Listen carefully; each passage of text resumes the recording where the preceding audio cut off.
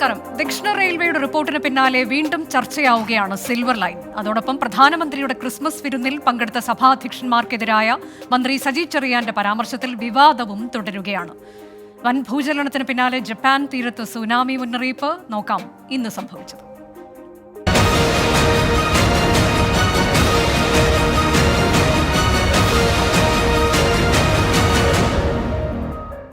ഇന്ന് സംഭവിച്ചത് തുടങ്ങുന്നു. ആദ്യം ഇന്ന് സംഭവിച്ച ഏറ്റവും പ്രധാനപ്പെട്ട വാർത്തയിലേക്ക്. വീണ്ടും റെഡ് സിഗ്നൽ.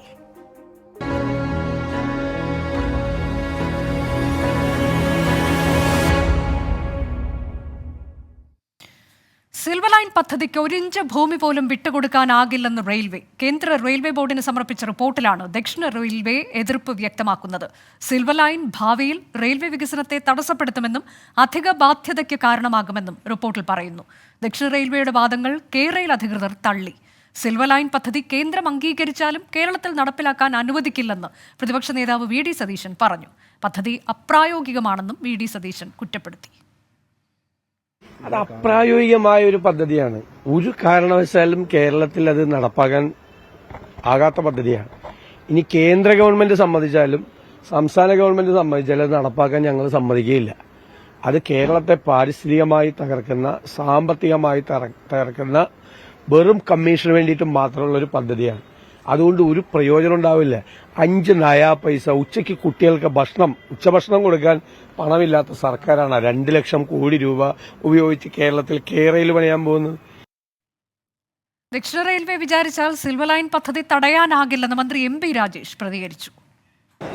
പുതുവർഷത്തിൽ കണ്ട വാർത്ത ഒരു മലയാളികളെ സംബന്ധിച്ച് ഒരു നിരാശാജനകമായിട്ടുള്ള വാർത്തയാണ്. പക്ഷേ ദക്ഷിണ റെയിൽവേയുടെ ആ നിലപാട് കേന്ദ്ര സർക്കാരിന് തിരുത്തേണ്ടി വരുമെന്നാണ് ഞാനിപ്പോഴും പ്രതീക്ഷിക്കുന്നത്.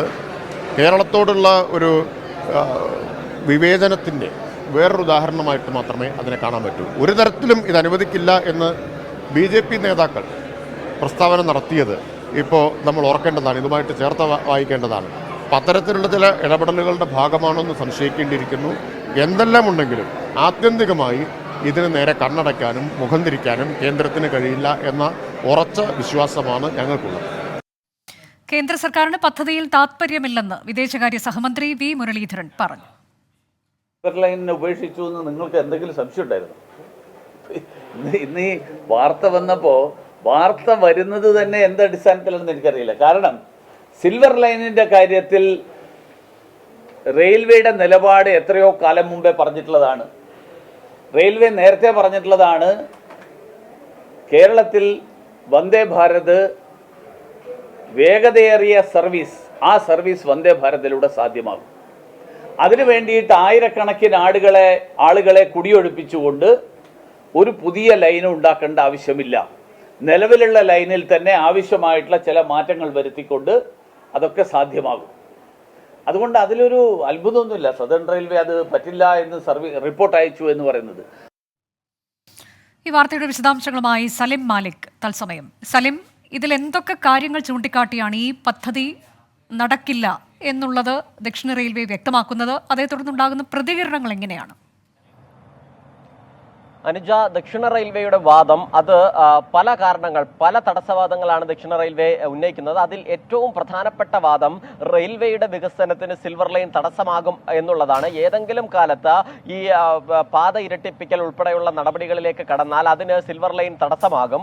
മാത്രമല്ല, മറ്റൊരു പ്രധാനപ്പെട്ട കാര്യം, നിലവിൽ ഈ സിൽവർ ലൈൻ പദ്ധതി വരികയാണെങ്കിൽ പിന്നീട് നിലവിൽ ഇപ്പോഴുള്ള വളവുകൾ നിവർത്തി, റെയിൽപാതയുടെ വളവുകൾ നിവർത്തി അത് നേരെ നിലയിലാക്കുക എന്നുള്ളത് തടസ്സമാകും. ഒപ്പം തന്നെ വേഗത വർദ്ധിപ്പിക്കുക, നിലവിലുള്ള കേരളത്തിലൂടെ ഓടുന്ന ട്രെയിനുകളുടെ വേഗത വർദ്ധിപ്പിക്കുക എന്നുള്ളത് റെയിൽവേയുടെ ആശയമാണ്. പക്ഷേ സിൽവർ ലൈൻ വരുന്നതോടുകൂടി അതും അപ്രായോഗികമാകും. മാത്രമല്ല, റെയിൽവേയുടെ ഭൂമി റെയിൽവേയിൽ നിന്ന് അന്യാധീനപ്പെട്ടു പോകുന്ന ഒരു സാഹചര്യം ഉണ്ടാകും. മാത്രമല്ല, അതിനപ്പുറത്തേക്ക് വലിയ സാമ്പത്തിക ബാധ്യത റെയിൽവേക്ക് വരും എന്നുള്ളത് ഉൾപ്പെടെയുള്ള കാര്യങ്ങളാണ് നിലവിൽ റെയിൽവേ ഒരു തടസ്സവാദമായി ഉന്നയിക്കുന്നത്.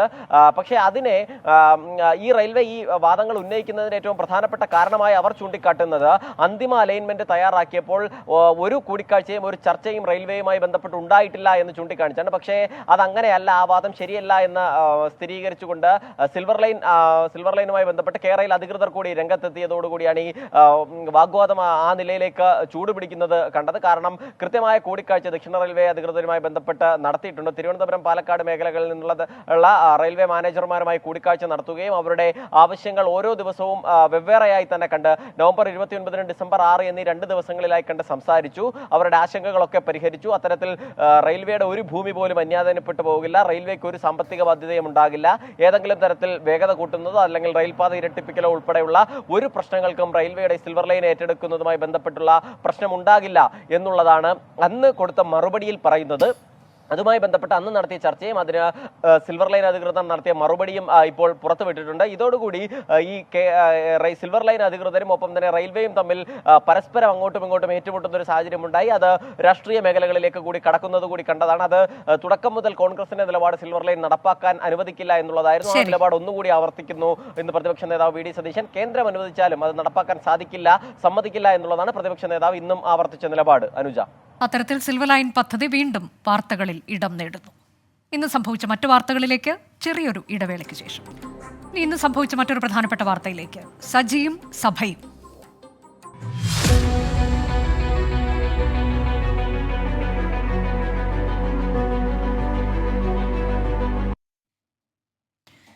BJP വിരുന്നിന് വിളിച്ചപ്പോൾ ചില ബിഷപ്പുമാർക്ക് രോമാഞ്ചമുണ്ടായെന്ന മന്ത്രി സജി ചെറിയാന്റെ പരിഹാസത്തിന് മറുപടിയുമായി KCBC. സജി ചെറിയാന്റെ പ്രസ്താവന അനൌചിത്യം നിറഞ്ഞതെന്ന് KCBC വക്താവ് ജേക്കബ് പാലക്കാപ്പിള്ളി പറഞ്ഞു. പ്രധാനമന്ത്രി ക്ഷണിച്ച യോഗത്തിലാണ് ബിഷപ്പുമാർ പങ്കെടുത്തത്. നവകേരള സദസ്സിൽ പങ്കെടുക്കുന്നതും ഇതുപോലെയാണെന്നും ജേക്കബ് പാലക്കാപ്പിള്ളി പറഞ്ഞു. പ്രധാനമന്ത്രി വിളിച്ച ഒരു ക്രിസ്മസ് ആഘോഷത്തിലാണ് രാജ്യത്തെ ക്രൈസ്തവ നേതാക്കന്മാർ പങ്കെടുത്തത്.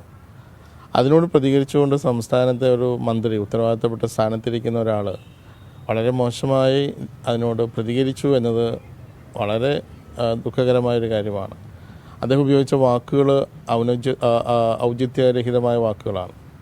അപ്പോൾ അത്തരം സ്ഥാനത്തിരിക്കുന്ന വ്യക്തികൾ വിമർശിക്കുമ്പോൾ പോലും സംസ്കാര സമ്പന്നമായ രീതിയിൽ മാന്യതയുടെ വാക്കുകൾ ഉപയോഗിച്ചുകൊണ്ട് വേണം വിമർശിക്കാൻ എന്നാണ് അക്കാര്യത്തിൽ പ്രതികരിക്കാനുള്ളത്. ക്രൈസ്തവ സഭാ നേതാക്കൾ പങ്കെടുത്തതിനെ സൗഹൃദ സന്ദർശനമായി കണ്ടാൽ മതിയെന്ന് കോൺഗ്രസ് നേതാവ് രമേശ് ചെന്നിത്തല പറഞ്ഞു. മണിപ്പൂർ വിഷയം ഉൾപ്പെടെ മുന്നിലുണ്ട്. ആരെങ്കിലും ക്ഷണിച്ചതുകൊണ്ട് പരിപാടിയിൽ പങ്കെടുത്താൽ നിലപാട് മാറുകയില്ലെന്നും രമേശ് ചെന്നിത്തല പറഞ്ഞു. ആരെങ്കിലും ഒരാൾ ക്ഷണിച്ചിട്ട് ഒരു പരിപാടി പോകുന്നതുകൊണ്ടൊന്നും ക്രൈസ്തവ ജനവിഭാഗങ്ങളുടെ നിലപാടുകളിൽ മാറ്റമുണ്ടാകുമെന്ന് ഞാൻ കരുതുന്നില്ല. മണിപ്പൂർ സംഭവം നമ്മുടെ മുമ്പിലുണ്ട്. മണിപ്പൂരിൽ എത്ര ക്രൈസ്തവ ദേവാലയങ്ങളാണ് തകർക്കപ്പെട്ടത്, എത്രയോ ക്രൈസ്തവ സഹോദരന്മാർക്ക് അപകടമുണ്ടായി. ഇന്ത്യയിലൊട്ടാകെ ക്രൈസ്തവ സമൂഹത്തിനെതിരായി എത്ര വലിയ വെല്ലുവിളിയാണ് BJP ഉയർത്തുന്നത്. മധ്യപ്രദേശ് പോലുള്ള സംസ്ഥാനത്ത് അധികാരമേറ്റെടുത്ത പിറ്റേ ദിവസം ക്രിസ്മസ് കരോൾ വേണ്ട എന്ന് പ്രഖ്യാപിക്കുകയുണ്ടായി. അങ്ങനെയുള്ള ആളുകളെ ക്രിസ്മസിന് ആഘോഷ പരിപാടിക്ക് വിളിച്ചാൽ അവരുടെ നിലപാടിൽ മാറ്റമുണ്ടാകുമെന്ന് ഞങ്ങളാരും വിശ്വസിക്കുന്നില്ല. അവര് മതേതര നിലപാടുകൾ ക്രൈസ്തവ സമൂഹം എന്നും പുലർത്തിയിട്ടുണ്ട്, അത് നാളെയും പുലർത്തും എന്നുള്ളതാണ് എന്റെ അഭിപ്രായം. അതിനിടെ മന്ത്രി സജി ചെറിയാനെതിരെ കേന്ദ്ര സഹമന്ത്രി വി മുരളീധരൻ രംഗത്തെത്തി. അസഭ്യ പ്രസ്താവനകൾ നടത്തുന്നവർക്കാണ് CPIM-ൽ കൂടുതൽ പരിഗണന. സജി ചെറിയാന്റെ ചരിത്രം പരിശോധിക്കുന്നവർക്ക് പ്രസ്താവനയിൽ അത്ഭുതമുണ്ടാകില്ലെന്നും വി മുരളീധരൻ പറഞ്ഞു. സജി ചെറിയാൻ ബിഷപ്പുമാരെ അവഹേളിച്ചുകൊണ്ടും അപമാനിച്ചുകൊണ്ടും നടത്തിയിട്ടുള്ള പ്രസ്താവന അത് കേരളത്തിനെ അപമാനിക്കുന്നതിന് തുല്യമാണ്. കേരളത്തിലെ ഒരു സമുദായത്തെ അടച്ചാക്ഷേപിച്ചുകൊണ്ട് സംസ്ഥാനത്തിൻ്റെ ഭരണം കൈയാളുന്ന ഒരു മന്ത്രി ഈ തരത്തിലുള്ള പ്രസ്താവനകൾ നടത്തുന്നത് ഒരുപക്ഷെ സജി ചെറിയാൻ്റെ ചരിത്രം പരിശോധിക്കുന്നവർക്ക് അത്ഭുതമുണ്ടാവില്ലെങ്കിലും കേരളത്തിലെ ജനങ്ങളെ സംബന്ധിച്ചിടത്തോളം അങ്ങേയറ്റം അധിക്ഷേപകരമായിട്ടുള്ള പരാമർശങ്ങളാണ് നടത്തിയിട്ടുള്ളത്. മണിപ്പൂർ വിഷയത്തിൽ ക്രൈസ്തവ സഭകൾ ശക്തമായ നിലപാട് സ്വീകരിക്കണമായിരുന്നുവെന്ന് മുഖ്യമന്ത്രി. ഒരു മതവിശ്വാസം സ്വീകരിച്ചു എന്ന പേരിലാണ് നിരവധി പേർക്ക് ജീവൻ നഷ്ടമായത്. കലാപസമയത്ത് ഉന്നത സ്ഥാനത്തിരുന്ന ഇവർ ഒരു ചെറുവിരൽ പോലും അനക്കിയില്ല. 4 വോട്ടിന് വേണ്ടിയാണ് ഇവർ മൗനം പാലിച്ചതെന്നും മുഖ്യമന്ത്രി കുറ്റപ്പെടുത്തി. എല്ലാവിധ പീഡനങ്ങൾക്കും ഇരയാകുന്നവർക്ക് രക്ഷ നൽകാൻ, അക്രമികളെ നിലക്ക് നിർത്താൻ ഒരു ചെറുവിരൽ പോലും അനക്കാൻ തയ്യാറാകാത്ത ആ ഉന്നതസ്ഥാനീയനൊക്കെ ഇപ്പോൾ ഏതെങ്കിലും തരത്തിൽ 4 വോട്ട് പോരട്ടെ എന്ന തരത്തിൽ ചില സൗഹാർദ്ദ നീക്കങ്ങൾ നടത്തുമ്പോൾ അതും എല്ലാവർക്കും മനസ്സിലാക്കാൻ കഴിയുന്നതേയുള്ളൂ. ഇന്നലെ സജി ചെറിയാൻ പറഞ്ഞത് എന്താണ് എന്നതുകൂടി കേൾക്കാം. നമ്മുടെ ക്രിസ്ത്യാനികളായ ബിഷപ്പുമാരെ എല്ലാം വിളിച്ച് ഈയിടെ ഒരു അത്താഴം കൊടുത്തു, കുറച്ച് കേക്കൊക്കെ മുറിച്ചു. അപ്പൊ ചില ബിഷപ്പുമാർക്കൊക്കെ ആണെങ്കിൽ പ്രത്യേക ഒരു രോമാഞ്ചമുണ്ട്. BJP നേതാക്കന്മാർ വിളിച്ചാൽ പ്രത്യേക രോമാഞ്ചം. അപ്പൊ അങ്ങനെ രോമാഞ്ചം കൂടി കുറച്ചുപേര് പോയി ഡൽഹിയിൽ. കേക്കിന്റെ പീസും പിന്നെ മുന്തിരിങ്ങ ഇട്ട് വാറ്റിയ സാധനവും മറ്റ് അത്യാവശ്യ കാര്യങ്ങൾ. വാറ്റിയ സാധനം എന്ന് പറഞ്ഞാൽ മറ്റേ ഇതുള്ളതല്ല, മറ്റേ ഇത് ബീച്ച്, അതും എല്ലാം കഴിച്ച് സ്തുതിയൊക്കെ പാടിപ്പോയി. ഈ പോയ ആളുകൾ ഒരു വാക്ക് ആ മണിപ്പൂരിൽ ഞങ്ങൾ പ്രതിദാനം ചെയ്യുന്ന സമൂഹത്തിൽപ്പെട്ട 100 കണക്കിന് ആളുകളെ കശാപ്പ് ചെയ്യുന്നു.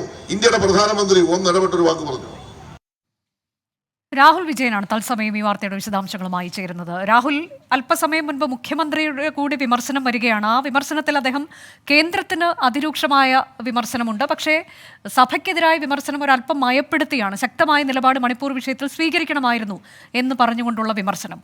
ഇതിപ്പോൾ സജി ചെറിയാൻ ഉന്നയിച്ച വിഷയത്തെക്കുറിച്ചുള്ള സഭയുടെ നിലപാട് എന്ത് എന്നത് സഭ വ്യക്തമാക്കുന്നുണ്ടോ? അദ്ദേഹം ഉന്നയിച്ച വാക്കുകളിൽ തീർച്ചയായും അതൃപ്തി ഉണ്ടാവുക സ്വാഭാവികമാണ്. അനുജ, തീർച്ചയായിട്ടും. കാരണം CPM-ന്റെ മുതിർന്ന നേതാക്കൾ പങ്കെടുത്തൊരു വേദിയിലാണ് സജി ചെറിയാന്റെ ഈ പ്രസ്താവന എന്നുള്ളതും വളരെ പ്രധാനപ്പെട്ട ഒരു കാര്യമായി തന്നെ കാണേണ്ടതാണ്. ഇതിനെതിരെയാണ് KCBC ഇന്ന് രംഗത്തെത്തുന്ന ഒരു സാഹചര്യം ഉണ്ടായത്. ഈ സജി ചെറിയാന്റെ പാർട്ടിക്ക് മതമേലധ്യക്ഷന്മാരെ ഇത്തരത്തിൽ അവഹേളിക്കുന്നതിന് വേണ്ടി തന്നെ ഒരു പ്രത്യേക അജണ്ട ഉണ്ട് എന്നതടക്കമുള്ള വിമർശനങ്ങൾ ഈ KCBCയുടെ ഭാഗത്തു നിന്നുണ്ടായി എന്നുള്ളതും എടുത്തു പറയേണ്ടതാണ്. മാത്രമല്ല, പ്രതിപക്ഷ പാർട്ടികൾ എല്ലാവരും ഈ KCBCയുടെ ഈ നിലപാടിനെ പിന്തുണച്ചുകൊണ്ട് രംഗത്തെത്തുന്ന ഒരു സ്ഥിതിവിശേഷം കൂടി ഉണ്ടായി എന്നുള്ളതും എടുത്തു പറയേണ്ട ഒരു കാര്യമാണ്. അതിന് പിന്നാലെയാണ് ഇന്ന് ഈ നവകേരള സദസ്സിൽ മുഖ്യമന്ത്രിയുടെ ഭാഗത്തു നിന്നും ഈ ബിഷപ്പുമാരുടെ ഈ സന്ദർശനത്തിനെ വിമർശിച്ചുകൊണ്ടുള്ള ഒരു പ്രസ്താവന വന്നിരിക്കുന്നത്. ഇത്രയും വലിയൊരു സംഭവം ഉണ്ടായിട്ട്, അതായത് മണിപ്പൂർ കലാപം ഇത്രയും വലിയ കൊടുമ്പിരി കൊണ്ടിട്ടും ഒരു ചെറുവിരൽ അടക്കാത്ത ആളാണ് പ്രധാനമന്ത്രി. ആ സദസ്സിൽ, അല്ലെങ്കിൽ അത്തരം ഒരു പ്രധാനമന്ത്രി വിളിച്ചൊരു സദസ്സിൽ ചെല്ലുമ്പോൾ മണിപ്പൂർ വിഷയത്തെപ്പറ്റി ഒരു വാക്കെങ്കിലും പറയേണ്ടതായിരുന്നു എന്നതടക്കമുള്ള കാര്യങ്ങൾ മുഖ്യമന്ത്രിയുടെ ഭാഗത്തു നിന്നും വന്നു. മാത്രമല്ല, ഇപ്പോഴത്തെ ഈ ആളുകളെ വിളിച്ചുകൊണ്ടുള്ള, അല്ലെങ്കിൽ ബിഷപ്പുമാരെ വിളിച്ചുകൊണ്ടുള്ള നടപടികൾ അത് 4 വോട്ടിന് വേണ്ടിയുള്ളതാണ്, വരുന്ന പാർലമെന്റ് ഇലക്ഷൻ ഉൾപ്പെടെ ലക്ഷ്യം വെച്ചുകൊണ്ടുള്ളതാണ് എന്ന തരത്തിലാണ് മുഖ്യമന്ത്രിയുടെ ഭാഗത്തു നിന്നും ഇന്ന് ഒരു വിമർശനം ആ ബിഷപ്പുമാരുടെ സന്ദർശനത്തിന്റെ ഭാഗമായിട്ടുള്ള ഈ വിഷയത്തിൽ ഉണ്ടായത് എന്നുള്ളതും പറയേണ്ടതാണ്. രാഹുൽ വിജയനാണ് വിവരങ്ങൾ നൽകിയത്. ജപ്പാനിൽ വലിയ ഭൂചലനമുണ്ടായി. ആ വാർത്തയിലേക്കാണ് ഇനി. ജപ്പാനിൽ തീവ്ര സുനാമി ജാഗ്രതാ നിർദ്ദേശം ലഘൂകരിച്ചു. എങ്കിലും ആളുകൾ അതീവ ജാഗ്രത പാലിക്കണമെന്നാണ് നിർദ്ദേശം. പലയിടങ്ങളിലും സുനാമി മുന്നറിയിപ്പ് നിലനിൽക്കുന്നുണ്ട്. മധ്യ ജപ്പാനിലെ ഇഷിക്കാവയിൽ നോട്ടോ മുനമ്പിൽ വൻ ഭൂകമ്പത്തിന് പിന്നാലെയാണ് സുനാമി തിരകൾ അടിച്ചത്.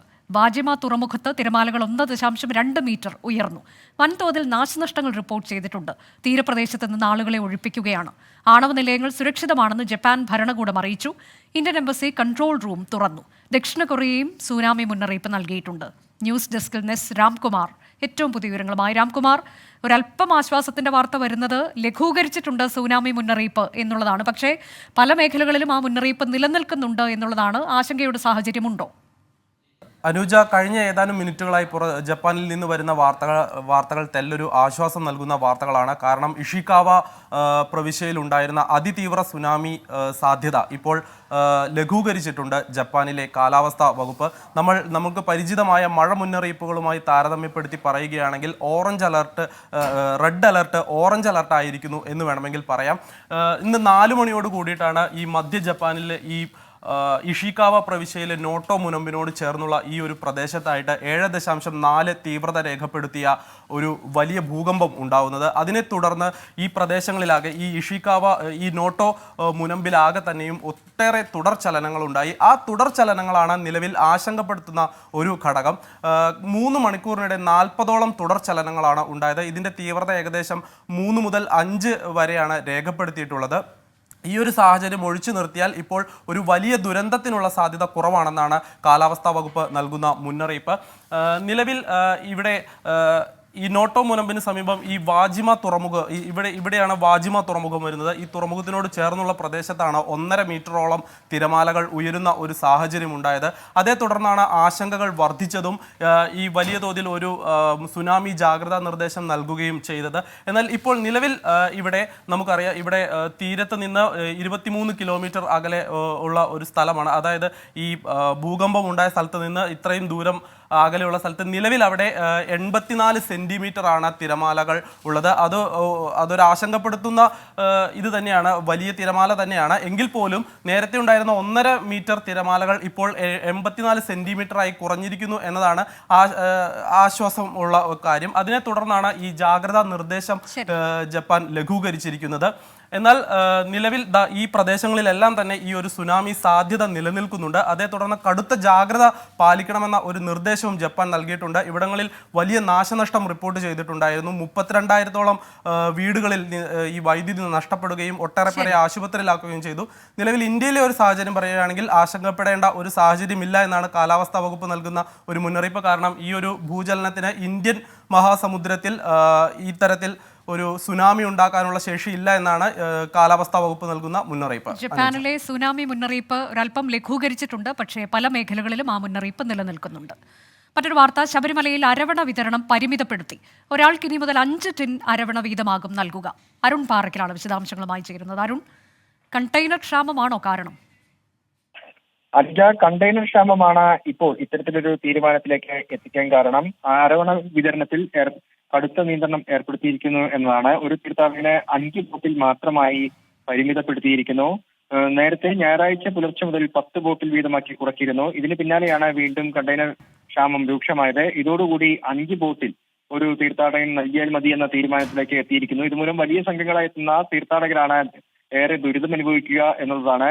തീർത്ഥാടക സംഘത്തിലെ ബഹുഭൂരിപക്ഷം ആളുകൾ ഈ പ്രസാദത്തിനായി ക്യൂ നിൽക്കേണ്ട സാഹചര്യമൊക്കെ ഉണ്ട്. എന്തായാലും ഈ അരവണ വിതരണം ടിൻ ക്ഷാമം മൂലം പരിമിതപ്പെടുത്തിയതിനാൽ വലിയൊരു ദുരിതം തീർത്ഥാടകർക്ക് ഉണ്ടാവുമെന്നാണ് മനസ്സിലാക്കാൻ സാധിക്കുന്നത്. 2 കമ്പനികൾക്കാണ് ഇത്തവണ ദേവസ്വം ബോർഡ് ഇതുമായി ബന്ധപ്പെട്ട കരാർ നൽകിയത്. ഇതിൽ ഒരു കരാറുകാരന് സംഭവിച്ച വീഴ്ചയാണ് ഈ പ്രതിസന്ധിക്ക് കാരണം. അനുജ, അരവണ വിതരണം പരിമിതപ്പെടുത്തിയിരിക്കുന്നു. ഒരു തീർത്ഥാടകൻ 5 ടിൻ എന്ന തരത്തിലേക്ക് കണ്ടെയ്നർ ക്ഷാമത്തെ തുടർന്നാണ് തീരുമാനം. മറ്റൊരു വാർത്ത, നവകേരള സദസ്സിന് സുരക്ഷയൊരുക്കാൻ കാക്കനാട് കളക്ടറേറ്റിന് മുന്നിൽ നിന്ന് സർഫാസി വിരുദ്ധ സമരസമിതിക്കാരെ പോലീസ് അറസ്റ്റ് ചെയ്തു നീക്കി. സമരക്കാർ മുഖ്യമന്ത്രിക്ക് നേരെ പ്രതിഷേധിക്കാൻ സാധ്യതയുണ്ട് എന്ന നിഗമനത്തിലാണ് പോലീസ് ഇവരെ ബലം പ്രയോഗിച്ച് ഒഴിപ്പിച്ചത്. സമരപ്പന്തലിലെത്തിയ പോലീസും പ്രവർത്തകരും തമ്മിൽ വാക്കേറ്റമുണ്ടായി. പാലാരിവട്ടത്ത് യൂത്ത് കോൺഗ്രസ് പ്രവർത്തകർ മുഖ്യമന്ത്രിയുടെ വാഹനത്തിന് നേരെ കരിങ്കൊടി വീശി. സംഭവത്തിൽ 4 പ്രവർത്തകരെ പോലീസ് കസ്റ്റഡിയിലെടുത്തു. തൃക്കാക്കര മുനിസിപ്പാലിറ്റിക്ക് സമീപത്ത് നിന്ന് 8 യൂത്ത് കോൺഗ്രസ് പ്രവർത്തകരെ മുൻകരുതലിന്റെ ഭാഗമായി പോലീസ് കസ്റ്റഡിയിലെടുത്തിരുന്നു.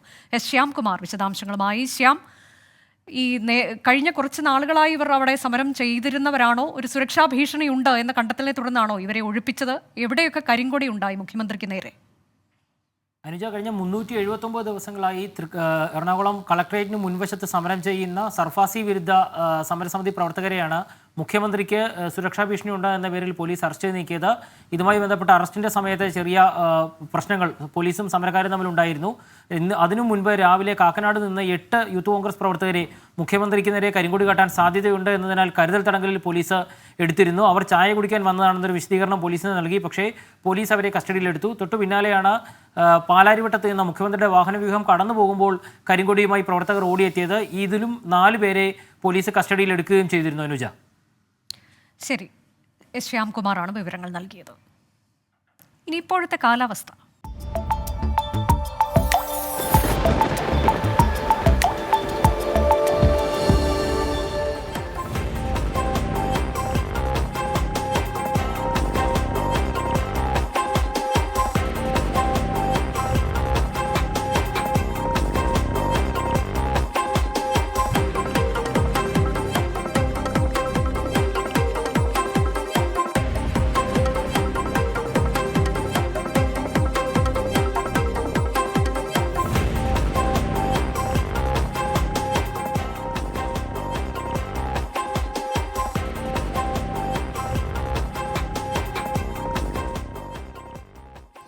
ഇനി പൊതുജനം കഴുതയില്ല സാർ എന്ന പരിപാടി ഡോക്ടർ ഉന്മേഷ് ശിവരാമനൊപ്പം.